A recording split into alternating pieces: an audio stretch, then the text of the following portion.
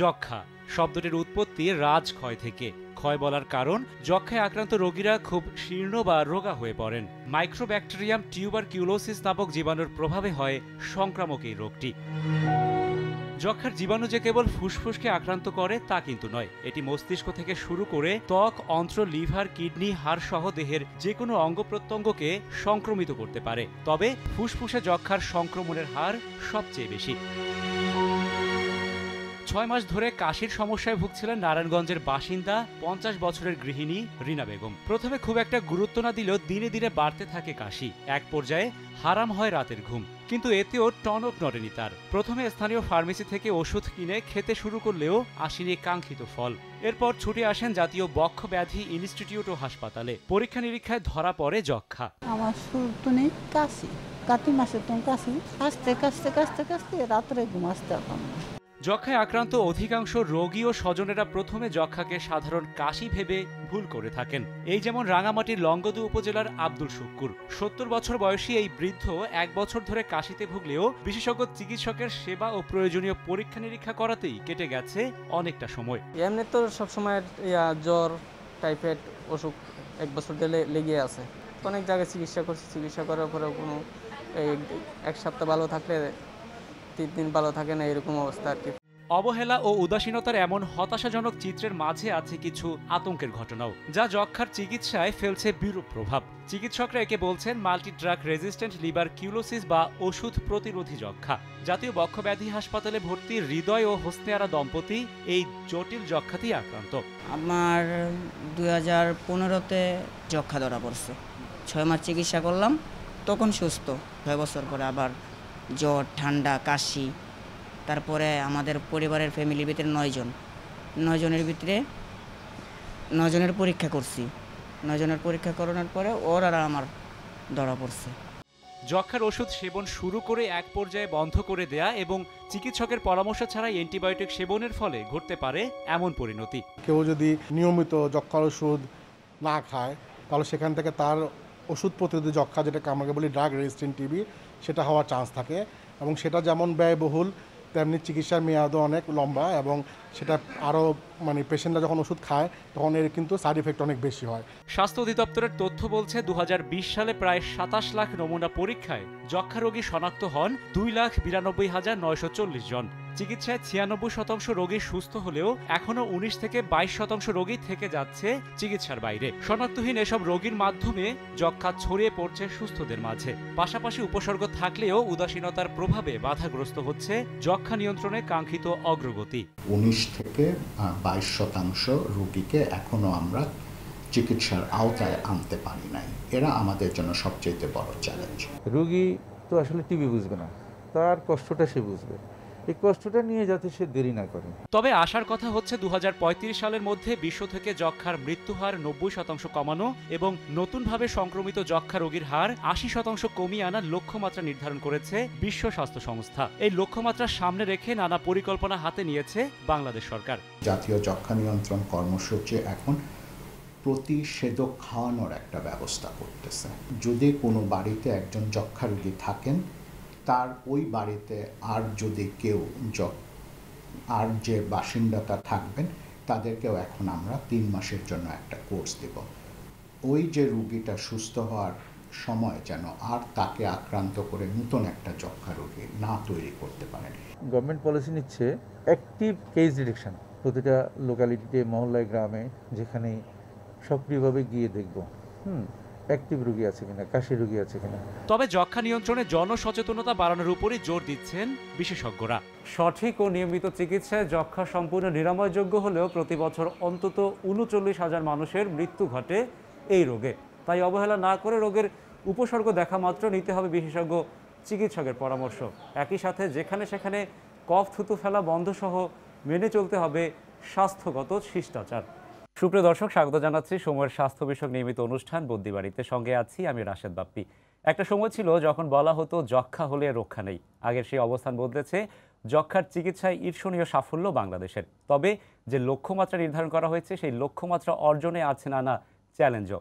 সংক্রামক ব্যাধি, যক্ষ্মার নানা সংকট, সমস্যা ও উত্তরণের উপায় নিয়ে আলোচনা করতে আমাদের আজকের আলোচনার বিষয় নির্ধারণ করা হয়েছে যক্ষ্মার রক্ষা। আর এই নিয়ে আলোচনা করতে আমার সঙ্গে স্টুডিওতে দুজন অতিথি আছেন। শুরুতেই তাদের সঙ্গে পরিচয় করিয়ে দিচ্ছি।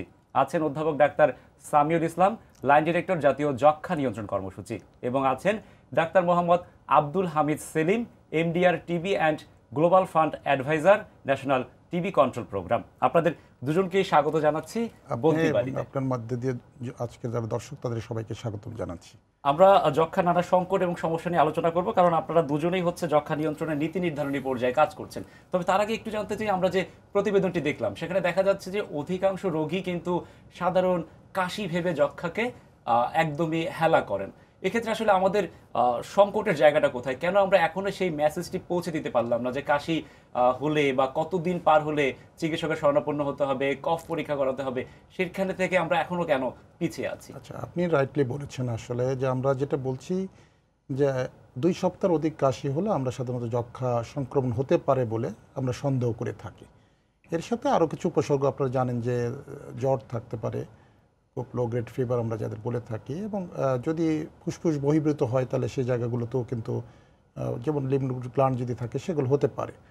তো আমাদের, আপনি রাইটলি বলেছেন, সেটি হলো যে আমরা এই কাজটা করতে যে জায়গাটায় বলছি আপনাদের মতো এবং আমরা সাধারণ মানুষের মতো, যেটা হলো যে এই যে আমাদের হেলথ সিকিং বিহেভিয়ার বা আমাদের রোগীদের এই যে সেবা নেওয়ার প্রবণতা, সেই জায়গাটাতে আসলে যক্ষ্মাকে প্রথম তারা আসলে একটু অবহেলাই করে থাকে এবং প্রথমভাবে তারা চেষ্টা করে স্থানীয় ফার্মেসিতে গিয়ে একটা ওষুধ নিয়ে সাময়িকভাবে একটু মুক্তি পাওয়ার জন্য। কিন্তু আমরা এতে হয় কি একটা ডিলে হয়ে যায়, এবং রোগীরা যদি প্যাসিভলি আমাদের কাছে আসে তাহলে কিন্তু সে আমাদের চিকিৎসায় আসলো, কিন্তু আসার পরে দেখা যাচ্ছে যে তার মধ্যে অনেকটা সংক্রমিত করে ফেলে। তো সেই জন্য আমরা যে এখন স্ট্র্যাটেজিটা নিয়েছি সেটা হলো অ্যাক্টিভ কেস ফাইন্ডিং, যেটি আপনি বক্ষব্যাধি হাসপাতাল পরিচালনা, সেই জায়গায় আসবো। তার আগে একটু জানতে চাই যে এখনো কিন্তু 19 থেকে 22% রোগী শনাক্তের বাইরে। এই জায়গার ব্যর্থতা কোথায়? এই জায়গায় ব্যর্থতা হচ্ছে যে আপনি প্রথমেই বলেছি যে আপনি কিন্তু আসলে আপনি যদি মনে করেন আপনার পরিবারে একজন কাশি হচ্ছে শুধুমাত্র, অন্য কোনো বড় সমস্যা নাই, কিন্তু তাহলে সে কি করবে? সে প্রথম লুকাবার চেষ্টা করে, অথবা সেটির জন্য খুব সাময়িক একটা চিকিৎসা যেটা নেওয়ার চেষ্টা করে। এবং আরেকটা হচ্ছে যে এই ধরনের যদি অসুবিধাগুলোর সাথে অন্য অন্য রোগগুলো কিন্তু আছে, যারা মনে করেন আপনাদের এই অ্যালার্জিক রাইনাইটিস যাদের থাকে, অথবা ধরেন আমাদের অ্যালার্জিক আরও অনেক ডিজিজ থাকে, অ্যাজমা যাদের থাকে, তাদেরও কিন্তু সিওপিডি যাদের থাকে, তারাও কিন্তু আসলে এই ধরনের সংকট তাদের মধ্যে থাকে। এবং সেই জায়গা থেকে আসলে এই যে পরীক্ষাটা করে যে যক্ষ্মাটাকে আছে বা নাই নিশ্চয় করার জন্য কিন্তু সরকার একটা খুব ভালো ব্যবস্থাপনা রেখেছে। এবং আমি মনে করি বৈষয়িক যত রকম প্রযুক্তি আছে সেগুলোকে কিন্তু আমরা ব্যবস্থা রেখেছি, এবং সবচেয়ে বড় জায়গাটা বিনামূল্যে রাখা হয়েছে। তো সেই সুযোগটা আসলে মানুষকে নিতে হবে। সেই জায়গাটায় হয়তো আমরা মনে করি যে আরও বেশি সচেতনতা দরকার, আরও বেশি প্রচার দরকার, আরও বেশি মানুষকে আসলে জানানো দরকার, আরও বেশি কাজ করতে হবে আমাদের। ডাক্তার মোহাম্মদ সেলিম, একটু আপনার কাছে জানতে চাই, 2020 সালের যদি তথ্য আমরা দেখি সেক্ষেত্রে দেখা যাচ্ছে দৈনিক আক্রান্ত হন 978 জন। এর মধ্যে 16 জনই হচ্ছে ওষুধ প্রতিরোধী যক্ষ্মা অর্থাৎ মাল্টি ড্রাগ রেজিস্ট্যান্স যক্ষ্মায় আক্রান্ত। জি, কেন মানুষ এমডিআর বা মাল্টি ড্রাগ রেজিস্ট্যান্স যক্ষ্মায় আক্রান্ত হচ্ছে? আসলে কারণগুলো কি? কারণ আপনি এটা নিয়ে কাজ করেন। Thank you very much. Actually আমাদের জন্য মাল্টি ড্রাগ রেজিস্ট্যান্ট টিউবারকুলোসিস একটা very important challenge. Actually multi drug resistant TB হওয়ার পিছনে দুইভাবে হয় অ্যাকচুয়ালি। একটা হলো রোগী নিজে যদি চিকিৎসায় কোনো অনিয়মতা, মানে যা আজকে যে আমরা ডট স্ট্র্যাটেজি ইন্ট্রোডিউস করছি, মানে রোগীর প্রতিদিনের ওষুধ খাওয়াকে পর্যবেক্ষণ করতে হবে। এই ওষুধ খাওয়া যদি সে ঠিকভাবে না করে, অথবা মনে করেন বাইরের থেকে সে এমন একটা প্রেসক্রিপশন পাচ্ছে 6 মাসের, কিন্তু রুগী 6 মাস ওষুধ না খায় 1.5 মাস বা 2 মাসে সে দেখলো যে সুস্থতা ফিল করতেছে, ওষুধ খাওয়া বাদ দিল। এরকম নানান কারণে তার ড্রাগ রেজিস্ট্যান্স হয়। এই ড্রাগ রেজিস্ট্যান্স টিবিটা আবার যখন রোগ ছড়ায় তখন আরেকজন কিন্তু ওষুধ সে মানে সে কোনো অনিয়ম করে নাই, কিন্তু এই ড্রাগ রেজিস্ট্যান্ট টিবির কাছ থেকে রোগ পাওয়ার জন্য সে শুরুর থেকেই ড্রাগ রেজিস্ট্যান্স। এরকম দুইটা, একটা হলো রুগীর নিয়ম বা এখানে আমাদের ডাক্তারদেরও অনেক সময় থাকে। এই দুইটা কারণে সাধারণত মাল্টি ড্রাগ রেজিস্ট্যান্ট টিবি আমরা দেখে থাকি। আচ্ছা, সেক্ষেত্রে সাধারণ যক্ষ্মা এবং এই যে মাল্টি ড্রাগ রেজিস্ট্যান্স যক্ষ্মা এর মধ্যে পার্থক্য কি? বোঝার উপায় কি? মানে এমনি ক্লিনিক্যালি বোঝার তেমন কোনো উপায় নাই, কারণ দুইটাতেই কাশি জ্বর ওজন কমে যায় এটা, কিন্তু মাল্টি ড্রাগ রেজিস্ট্যান্ট টিবি এটা আমরা শুধুই ধরতে পারবো যখন আমরা ড্রাগের সেন্সিটিভিটি টেস্ট করবো। এবং আজকে ইয়ের ব্যাপার হলো সবচেয়ে বেশি মানে খুশির ব্যাপার হলো আগে যে টেস্টটা করার জন্য আমাদের শুধু ন্যাশনালি সেন্ট্রালি ছিল ড্রাগ সেন্সিটিভিটি টেস্ট করার, এখন আমরা বাংলাদেশের মানে উপজেলা লেভেলে মানে জিন এক্সপার্ট মেশিনের মাধ্যমে উইদিন 2 আওয়ার্স আমরা রুগীর সে যক্ষা কিনা এবং ড্রাগ রেজিস্ট্যান্স কিনা সাপ্লিমেন্ট করতে চাচ্ছি। সেটি হলো যে আমরা এখন যে প্রক্রিয়ায় যক্ষা শনাক্ত করতে চাচ্ছি সেটাতে আমরা মলিকুলার ডায়াগনস্টিক টেস্ট মানে জিন এক্সপার্ট রেখেছি, সেখানে দুটাই একসাথে করা সম্ভব হচ্ছে। আপনি একটা স্যাম্পল দেবেন, স্পুটাম স্যাম্পল দেবেন, সেখানে সে স্পুটাম স্যাম্পল দিয়ে বলে দিবে যে আপনার টিবি আছে কিনা, মানে এমটিবি ডিটেক্টেড। আরেকটা রিপোর্ট দেবে হলো এই যে রিফাম্পেসিন মূল যে ওষুধটা খাওয়ানো হয় যার কারণে আসলে আমরা এই সাফল্য পাচ্ছি, সেই রিফাম্পেসিন রেজিস্ট্যান্স কিনা। তাহলে কি হচ্ছে যে আমরা কিন্তু প্রাইমারি লেভেলেই যেটা বললো যে প্রথম টেস্টটাই আমরা করছি হলো এই ড্রাগ সেন্সিটিভিটি টেস্ট, মানে we differentiate both of the case, দুটোই ডায়াগনোস করতে পারছি। এই ক্যাপাবিলিটি আমার আগে ছিল না। আগে আমরা আসলে মাইক্রোস্কোপি যখন করতাম তখন কি আসলে সে তার টিবি ডায়াগনোসড হতো, সে ওষুধটা নিত, কিন্তু যদি তার মাল্টিড্রাগ রেজিস্ট্যান্ট টিবি হয়ে থাকে তাহলে আমরা এতদিন যাবত ওষুধ জায়গায় যেটা খাওয়াচ্ছিলাম সেটা কিন্তু আসলে কাজে লাগছিল না। এই জায়গাটায় আমাদের একটা বড় চেঞ্জ হয়েছে এবং সেই কারণে আমরা এই ড্রাগ রেজিস্ট্যান্স টিবির এই ইন্ট্রোডিউসিং করার জন্য আমি আপনাকে একটা আশার কথা বলছি, সেটি হলো যে আমাদের ড্রাগ রেজিস্ট্যান্স টিবির সংখ্যা, অনুমিত সংখ্যাটা কিন্তু কমেছে সারা পৃথিবীতে, বিশেষত আমাদের পার্শ্ববর্তী দেশ ভারত এবং পাকিস্তানে, স্পেশালি দুটো। এখন কত সংখ্যক আমাদের আগে যেমন 5,800 জন ছিল, এখন আমাদের 3,300 জন, মানে প্রায় 2,000 আমাদের এই সম্ভাব্য এমডিআর রোগী কমাতে পেরেছি। কারণ হচ্ছিল আরেকটা জায়গা, বড় জায়গা আমরা কাজ করেছি, সেটা 29% যারা এমডিআর টিবি, যেটা বলেছে দুই ক্যাটাগরি, একটা হলো প্রাইমারি, মানে আপনি MDR TB to MDR TB ছড়ালো, আর একটা হলো যে না তার নর্মাল টিবি ছিল কিন্তু এই যে মাল্টিপল ড্রাগ ইউজ করার জন্য, এই যে রেগুলারলি সে ওষুধ না নেওয়ার জন্য, চিকিৎসা না নেওয়ার জন্য, এই যে তার মধ্যে এটা আমরা সেকেন্ডারি বলে থাকি। তো আমাদের এই সেকেন্ডারি গ্রুপটা ছিল প্রায় 29%, সেটা এখন আমাদের 11তে নেমে আসছে এবং এই জায়গাটাই আমাদের সাফল্যের জায়গাটা কাজ করেছে। আর একটা বললাম যে এই প্রাইমারি রোগীগুলো কিন্তু আমরা প্রথমেই শনাক্ত করতে পারছি, তাদেরকে আসলে প্রথম নর্মাল টিবির ওষুধ তারপরে এমডিআর ওষুধ দিচ্ছি না। তার এই দুটো জায়গায় সাফল্যের কারণে কিন্তু আমাদের এমডিআর টিবির সংখ্যা কমেছে। আচ্ছা, এমডিআর টিভি সেরে উঠতে কেমন সময় লাগে? আচ্ছা, এটি হলো একটা বড় ভালো জায়গা এবং বাংলাদেশের সাফল্যের জায়গা এটা বলতে চাই, কারণ এটার ন্যাচারাল ট্রিটমেন্ট ছিল 24 মাস, কিন্তু বাংলাদেশ আমরা একটা পাইলট স্টাডি করি বাংলাদেশে এবং সেখানে আমরা 9 মাসের একটা রেজিম ঠিক করে আমরা সেটা শুরু করি, বাংলাদেশ শুরু করে, পৃথিবীর মধ্যে বাংলাদেশ প্রথম শুরু করে এবং আমরা সেটাতে সাকসেস রেটটা দেখেছি যে 24 মাসের চিকিৎসার চেয়ে এটার সাকসেস রেটটা অনেক বেশি এবং সেটা গ্লোবালি সেটাকে অ্যাকসেপ্ট করেছে এবং এই 9 মান্থ ট্রিটমেন্টটা এখন আমাদের গ্লোবালি ফলো করছে। আমাদের বাংলাদেশ রেজিম নামে পরিচিত, সেটি এখন সারা দুনিয়াতেই ফলো করছে। তারপরও কারো ক্ষেত্রে এই সময়টা আরও বাড়ানো লাগতে পারে, কারণ তার যদি আরও কোনো কোমরবিডিটি থেকে থাকে, আরও যদি কোনো ওষুধ তার সাথে থেকে থাকে, অথবা তার যদি কোনো কারণে যে যদি আমরা দেখি এটা রেগুলারলি তার দেখি যে নেগেটিভ হয়েছে কিনা, তার এই জীবাণুটা নেগেটিভ হয়েছে কিনা, কারো ক্ষেত্রে 100 লোকেরই যে একই রেজিমে ঠিক হবে তা কিন্তু না, কিছু লোকের ইন্ডিভিজুয়াল রেজিমস এখনও দেখা যাচ্ছে 12 মাস 24 মাস পর্যন্ত লাগে, কিন্তু তাদের সংখ্যা অনেক কমে আসছে। আচ্ছা ডাক্তার মোহাম্মদ সেলিম, এমডিআর রোগে যারা আক্রান্ত, এমডিআর টিবিতে যারা আক্রান্ত, তাদের জন্য করণীয় কি? তারা কি করবেন? ও সাধারণ যক্ষা রোগী আর এমডিআর যক্ষা রোগীর মধ্যে কোনো পার্থক্য আছে কিনা তাদের জীবনাচরণে বা ওষুধ সেবনে? এখন যেহেতু এমডিআর রোগীর যে ক্ষেত্রে আমরা যেটা করতেছি, মানে এখন পর্যন্ত আমরা যে চিকিৎসা এমডিআর রোগীকে দিচ্ছি, এতে যদি এই এমডিআর রোগীটা যদি মানে উইদিন 2 উইকস সাধারণত তারা নন ইনফেকশাস হয়ে যায়। এই জন্য এই এমনি চিকিৎসা ব্যবস্থায় তেমন কোনো পার্থক্য নাই, মানে রেজিমেন ছাড়া যে তাদের আলাদা কোনো করতে হবে এরকম না। তারপরেও আমরা তাদেরকে পার্সোনাল হাইজিনটা মরি করি, যাতে যার কন্ট্রাক্টে যারা আছে তাদের যাতে। আচ্ছা, হাইজিনের প্রশ্ন যেহেতু আসলো, আপনার কাছে একটু জানতে চাই যে সামিউল ইসলাম, যে যক্ষা নিয়ন্ত্রণে আমরা নানা ধরনের কাজ করছি, কোটি কোটি টাকা খরচ করছি, একটা সাফল্যও পাচ্ছি, কিন্তু আপনার কাছে কি মনে হয় না যে আমরা যে স্বাস্থ্যগত শিষ্টাচার, যেখানে কফ থুতু ফেলবো না, সেই জায়গায় আমরা বিন্দু পরিমাণ কোনো ধরনের কথা বলছি না? এটি আপনি একটা বড় জায়গা বলেছেন। আসলে আমি যে কোনো রোগ ছড়াতে গেলে, ইনফেকশন ছড়াতে গেলে আসলে ইনফেকশনটা অন্যর মধ্যে যেতে গেলে কিন্তু শক্তিটা কে? আমি নিজেই কিন্তু একটা সোর্স, তাহলে সেই সোর্সেই আমাদের বন্ধ করতে হবে। এটি হলো বড় জায়গা। আমাদের স্বাস্থ্য ব্যবস্থাপনা যেখানে আছে সেখানে খুবই হাই কোয়ালিটি ইনফেকশাস কন্ট্রোল মেজারটা কিন্তু নিতে হবে। আজকে প্যান্ডেমিক সিচুয়েশনে আমরা যে জায়গাটার কথা সবসময় বলছি জেনারেল পিপলের জন্য মূল জায়গাটা কিন্তু আসলে যে মাস্ক পরার কথাটা বলি, এই মাস্কটা কিন্তু আসলে টিবি রোগীতেও দেবে, কারণ এটা এয়ারবোর্ন ডিজিজ, মাস্ক থাকলে টিবি সংক্রমিত হবে না। আমি যদি যাকে বলা হচ্ছে যদি শিষ্টাচার না থাকে, এমডিআর রোগীর ক্ষেত্রেই বললেন যেটি, তাদেরকে আমরা একটা N95 মাস্ক দিয়ে থাকি আমরা তাদেরকে, এবং যিনি ডট প্রোভাইড করেন তাকেও আমরা মাস্কটা দিয়ে থাকি। কেন দিয়ে থাকি? যে আমাদের খুব ইয়ের থেকে, কিন্তু আমরা দেখি সবসময় এটা আসলে ওইভাবে শতভাগ পালন করা হয়ে থাকে না। কিন্তু জাতীয় বক্ষব্যাধি হাসপাতালের আমার যে অভিজ্ঞতা, সেখানে দেখেছি যে এই এমডিআর টিভির যে রুমগুলো আছে, যে কক্ষগুলো আছে, সেখানে দেখলাম যখন তখন যে কোনো মানুষ ঢুকছেন, বেরোচ্ছেন, কোনো ধরনের মাস্ক নেই। সেক্ষেত্রে আসলে সেক্ষেত্রে ধরুন আমরা তো একটা জাতীয় যক্ষ্মা নিয়ন্ত্রণ কর্মসূচি আমাদের ন্যাশনাল ইনস্টিটিউট অফের সাথে যৌথভাবে কাজ করছি আমরা। আমাদের কাজটা হচ্ছে তাদেরকে, আপনারা দেখেছেন ড্রাগটা কস্টলি ড্রাগ, আমরা কিন্তু ফ্রি অফ কস্ট দিচ্ছি, রেগুলার মাস্কটা তাদের আমরা প্রোভাইড করছি, কিন্তু এই অভ্যাসটা তৈরি করা কিন্তু এবং রাখারটা, এই জায়গাটা কিন্তু একটা কাজ করতে হবে। আর একটা বড় কাজ আমরা নিয়েছি, আসলে আপনাদের সেটা বলার চেষ্টা করছি, সেটি হলো যে আমরা এইটা যে ওয়ার্ডটা যে চেক করে এমডিআর ওয়ার্ডটা, আপনি এক্সডিআরটা আমরা করতে পেরেছি, আপনার আলাদা করে করেছি, এমডিআর ওয়ার্ডটাও কিন্তু আমরা নেগেটিভ প্রেশার সিস্টেম যারা ইনফেকশন কন্ট্রোল মেজার করে দিব।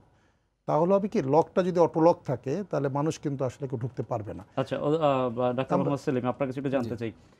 আমার অভিজ্ঞতা বলছে, আমি যখন এমডিআর কক্ষে গেলাম, সেখানে গিয়ে দেখছি যে অনেক রোগীকে জিজ্ঞেস করছি, সে বলছে না আমার তো পায়ের হাঁটু ফুলে গিয়েছে, আমার পিঠে একটু সমস্যা।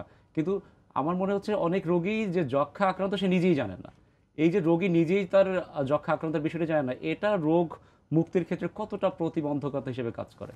মানে আপনি হাঁটু ফোলার কথা বলতেছেন, এক্সট্রা পালমোনারি টিবির কথা বলতেছেন, না যারা অলরেডি টিবি নিয়ে ভর্তি হয়েছে, লাংসে টিবি নিয়ে তাদের? না, এর বাইরে যেসব টিবি গুলো রয়েছে, শুধুমাত্র তো ফুসফুসের না, কিন্তু বাইরে টিবিতে আক্রান্ত, অন্যান্য অঙ্গ প্রত্যঙ্গে আক্রান্ত, কিন্তু সে নিজেই বুঝতে পারছেন না বা নিজেই জানেন না। সেক্ষেত্রে কি তার রোগ মুক্তির ক্ষেত্রে এটা বাধাগ্রস্ত হয় না? না, অফকোর্স, মানে এক্সট্রা পালমোনারি টিবি আছে, যেমন গ্ল্যান্ডে টিবি আছে, জয়েন্টে টিবি হইতে পারে, স্কিনে হইতে পারে, মানে বডির যে কোনো অঙ্গে টিবি হইতে পারে। সেই ক্ষেত্রে একটা মানে কি বলবো, সামাজিক সচেতনতা যেটা যে পর্যায়ে থাকা দরকার ওই পর্যায়ে নাই আসলে। এই জন্য এই সমস্ত ডায়াগনোসিসগুলো অনেক সময় দেখা যায় যে অ্যাক্সিডেন্টলি অন্য কোনো ডক্টর এটা সাসপেক্ট করতেছে, হতেছে, অথবা ডায়াগনোসিস ডিলে হচ্ছে। কিন্তু এর একটাই হলো যে এই এক্সট্রা পালমোনারি টিবি থেকে যে সমাজে ছড়বে তা কিন্তু হচ্ছে না। এরা নিজেরা সাফার করতেছে, কিন্তু এরা অন্যের জন্য যে ক্ষতিকর এরকম না আসলে। এই জন্য তাদেরকে আর্লি ডিটেক্ট করতে পারলে তাদের যে মানে বিভিন্ন অঙ্গের যে ড্যামেজ যেটা, ওইটা প্রিভেন্ট করা সম্ভব।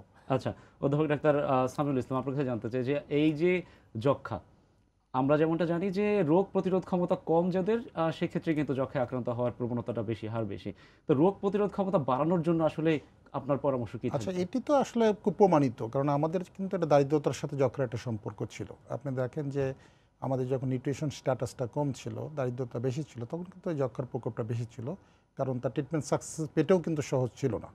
আমরা সেটা কিন্তু উন্নয়ন হয়েছে, সেই জায়গাটায় আমরা কিন্তু একটা বড় জায়গায় ধরতে পেরেছি।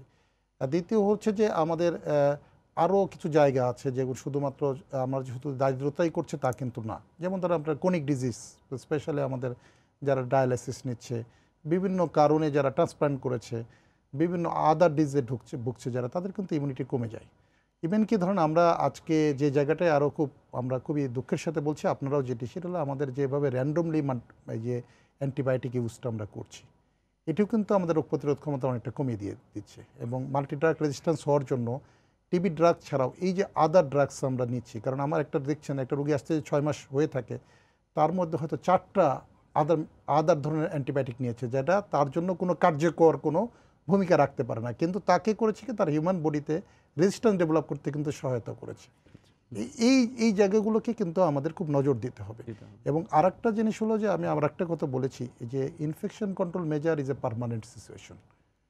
সবসময় কিন্তু হাসপাতাল, পরিবেশ, বাসযোগ্য ভূমি সব জায়গায় আমাদের থাকতে হবে। আমাদের ধরেন এয়ার পলিউশন, এই যে আমাদের যে পরিমাণ ডাস্ট এবং এয়ার পলিউশন, সেটা আমাদের লাংসের যে টিবি সংক্রমণের সহায়তা কিন্তু করে থাকে। স্মোকিং আমাদের কিন্তু টিবি সংক্রমণের সহায়তা করে থাকে। আপনাদের এই জায়গাগুলো কিন্তু আমাদের আরও কাজ করতে হবে, একসাথে কাজ করতে হবে। আমাদের সময় কম, না হলে আরও কথা বলা যেত, আলোচনা করা যেত। আপনাদের দুজনকে অসংখ্য ধন্যবাদ আমাদের বদ্যিবাড়িতে আসার জন্য, সময় দেওয়ার জন্য। দর্শক, আমরা শুনলাম যে যক্ষ্মা নিয়ন্ত্রণে আমরা অনেকটাই অগ্রগতি অর্জন করেছি, কিন্তু এখনও সচেতনতার জায়গায় অনেক ঘাটতি রয়েছে। সুতরাং আমাদেরকে আরও বেশি সচেতন হতে হবে। এই ছিল আজকের মতো। আগামী বুধবার একই সময়ে বদ্যিবাড়ি হাজির হবে নতুন কোনো বিষয় নিয়ে। সে পর্যন্ত সবাই ভালো থাকুন, সুস্থ থাকুন আর সঙ্গে থাকুন সময়ের।